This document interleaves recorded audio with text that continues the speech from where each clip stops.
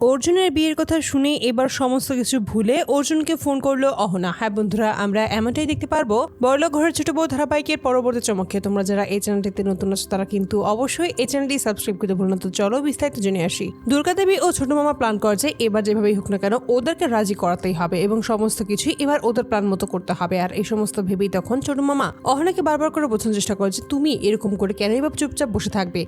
ও যেহেতু নিজের ইচ্ছেতেই এই বিয়েটা করতে চাইছে এবং ও পছন্দও করে ফেলেছে মেয়ে, তাহলে তুমি কেন বসে থাকবে আমি সেটাই বুঝতে পারছি না। এভাবে অর্জুনের নিজের জীবনটা কেন শেষ করে দিতে চাইছো? তোমার এখনো পুরো জীবনটাই পড়ে রয়েছে আর আমি চাই না যে এভাবে তোমার জীবন ধুকে ধুকে শেষ হয়ে যাক। ঠিক তখনই বলছে ছোট মামা আপনি এরকম করে কেন বলছেন? ঠিক তখনই বলছে তাহলে কিভাবে বলবো? ওই ছেলে এমন একটা মেয়েকে পছন্দ করেছে, মেয়েটা সত্যিই খুব ভালো এবং বিয়েও পাস। আর এতে করে তখন অহনা বলছে সত্যিই বিয়ে পাস? ঠিক তখন জানা যায় হ্যাঁ সত্যিই সে বিয়ে পাস আর সে নাকি চাকরিও করবে না এমনটাই বলেছে। আর এতে করে নাকি অর্জুনও রাজি হয়ে গেছে। কিন্তু আমার এখন কথা হলো ও যদি তোমাকে দেখিয়ে দেখিয়ে এই বিয়ে পাস করা মেয়েকে আবারও বিয়ে করে তাহলে তুমি কেন চুপচাপ বসে থাকবে? তুমি কেন ওকে আবারও দেখিয়ে দিতে পারবে না যে তুমিও দ্বিতীয়বার আবারও একটা সুযোগ নিতে পারো এবং আবারও তুমি বিয়ে করে সমস্ত কিছু ঠিকঠাক মতো করতে পারো? ঠিক তখন বলছে না ছোট মামা, এটা কখনোই হয় না। শুধুমাত্র কি বিয়ে আমি এই জন্যই করবো ওকে দেখিয়ে দেখিয়ে? এটা কিন্তু কোনোভাবেই হবে না, এটা আমি করতে পারবো। ছোট মামা তখন বারবার করে অহনাকে বোঝায় যে এবার তোমাকে এটা করতেই হবে, কিন্তু অহনা বলছে না ছোট মামা আমি এটা করতে পারবো না, আপনি আমাকে ক্ষমা করে দেবেন। অপরদিকে দেখা যায় দুর্গা দেবীও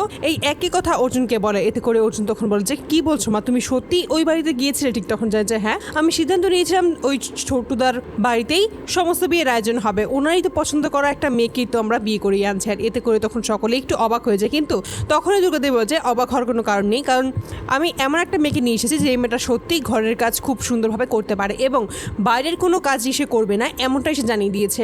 আর সকলের সত্যিই তাকে খুব বেশি পছন্দ হবে। এতে করে তখন খুবই খুশি হয়ে যায় পিসিমা ও কাকিমা। তখনই তারা মনে মনে বলছে এবার তাহলে সঠিক সময় এসেছে ওই মেয়েটাকে একেবারেই এই সারা জীবন এই বাড়ি থেকে বের করে দেওয়ার জন্য। অপরদিকে দেখা যায় যে অর্জুন তখন বলছে মা তুমি এই সমস্ত কথা কি অহনার সামনেই বলেছো? ঠিক তখন বলছে হ্যাঁ ও যদি শুনেও থাকে তাহলে আমারই বা কি এসে যায়, আমার তো কোনো কিছু যায় এসে যায় না, তাই আমি সিদ্ধান্ত নিয়েছি যেটা সেটাই হবে। আর এতে করে তখন বড় ভাই বলছে কিন্তু মা আপনি তো অহনাকে সত্যিই খুব ভালোবাসেন, তাহলে এত তাড়াতাড়ি সমস্ত কিছু ভুলে গেলেন কি করে? ঠিক তখনই অর্জুনের মা বলেছে সেই সমস্ত কিছু না হয় পরেই দেখা যাবে, যেই মেয়ে আমার ছেলের সাথে সংসার করতে পারবে না এবং আমার ছেলেকে সুখে রাখতে পারবে না সেই মেয়েকে আমি এই বাড়িতে দিয়ে কি বা করবো? তার জন্য তো আমি সিদ্ধান্ত নিয়েছি যে আমার ছোটকে এবার আমি আবারও বিয়ে করাবো, আর এটাই আমার সঠিক সিদ্ধান্ত, আমি এটা মনে করি। আর এতে করে তখন সকলেই খুবই খুশি হয়। তখনই বড় ভাই বলছে কিন্তু মা যাই আপনি করুন না কেন এই বিয়েতে আমরা থাকতে পারবো না। ঠিক তখন বলছে কেনই বা থাকতে পারবে না? এবার তো তোমাকে থাকতেই হবে, তোমরা যদি না থাকো তাহলে কিভাবে হবে? ও একটা অপরিচিত মেয়ে এই বাড়িতে আসছে, ও কোনো কিছুই বুঝতে পারবে না, তোমাদেরকেই তো ওকে বুঝিয়ে সুঝিয়ে দিতে হবে।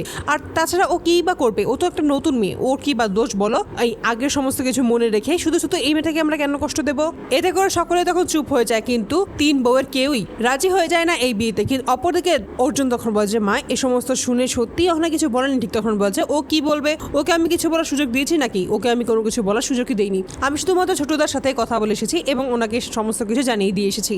আর এতে করে তখন সকলে অবাক হয়ে যায়। ঠিক তখনই পল্টু বলেছে একদম তুমি ঠিক কাজ করছো বড় মামি, এবার এভাবেই সমস্ত কাজ অবশ্যই করা হবে। আর এই সমস্ত কিছু দেখে সত্যি আমার খুব ভালো লাগছে যে শেষ মুহূর্তে যে তুমি তোমার সবটা কিছু বুঝতে পারছো এবং ছোটকে যে অন্য একটা মেয়েকে বিয়ে করানো দরকার ওই মেয়েটার পরিবর্তে, এটাও তুমি বুঝতে পেরেছো। আর এতে করে তখন মনে মনে খুশি হয় পিসিমা ও কাকিমা। অপরদিকে দুর্গা তখন বলছে হ্যাঁ এই সমস্ত কিছু তোমাদের বেশিক্ষণ আর থাকবে না, সময় যতই ঘনিয়ে আসে ততদিনই সমস্ত কিছুই ঠিকঠাক মতো হয়ে যাবে এবং তোমরা যখনই সত্যিটা জানতে পারবে ঠিক তখনই যে কি করবে সেটা আমি বুঝতে পারছি না। এই সমস্ত ভেবেই তখন মুচকে মুচকে হাসতে শুরু করে দুর্গা দেবী। অপরদিকে যখনই অহনাকে জিজ্ঞেস করা হয় যে তুমি কি সত্যি এখন ওকে ভালোবাসো না? এখনো সময় আছে অহনা, তুমি যদি চাও তাহলে একবার সমস্ত কিছু ঠিকঠাক মতো করে নিতে পারো। ঠিক সেই মুহূর্তে দেখা যায় যে অহনা ছটফট করতে থাকে, সে কোনোভাবেই মেনে নিতে পারছে না যে সত্যি অর্জুন তাকে ছেড়ে আবারও অন্য একটা মেয়েকে বিয়ে করতে যাচ্ছে। ঠিক তখনই সে সিদ্ধান্ত নেয় এবার সে অর্জুনকে সত্যিই ফোন করবে। অপরদিকে দেখা যায় অর্জুনও নিজেকে স্থির রাখতে পারে না এবং তখনই চলে যায় ঘরে এবং সেখানে গিয়েই অহনার সাথে কাটানো মুহূর্তগুলোই ভাবতে থাকে, সে কোনোভাবেই অহনাকে ছেড়ে থাকতে পারবে না এমনটাই ভাবতে থাকে। ঠিক তখনই দেখা যায়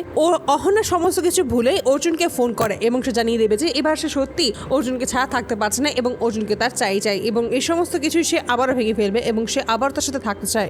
এই সম্পর্কটাকে আরেকটা সুযোগ দিতে চায়। আর এই সমস্ত শুনেই তখন খুবই খুশি হয়ে যায় ছোট মামা। অপরদিকে নিজের ঘরে চলে আসে, যখনই অহনাকে ফোন করবে তবে তার আগেই ফোনটা আবারও রেখে দেয়। কিন্তু তখনই অহনা চট করেই ফোন দিয়ে ফেলে অর্জুনকে। আর তখনই অর্জুনকে ফোন দিয়ে সমস্ত কিছু খুলে বলে। আর তখনই বলছে আমি আমার সম্পর্কটাকে একটা সুযোগ দিতে চাই, তাই আমি এসে করি, আপনিও সেটা চান। আর এতে করে তখন অর্জুনও রাজি হয়ে যায়। তো বন্ধুরা, তোমরা কি চাও যেন এবার এভাবেই অর্জুনের বিয়ের কথা শুনেই যেন এবার সমস্ত কিছু ভুলে অর্জুনকে ফোন করে নিজের মনের কথাগুলো জানিয়ে দেয় অহনা? অবশ্যই তোমরা তোমাদের মতামত কমেন্ট বক্সে জানতে ভুলো না। ধন্যবাদ।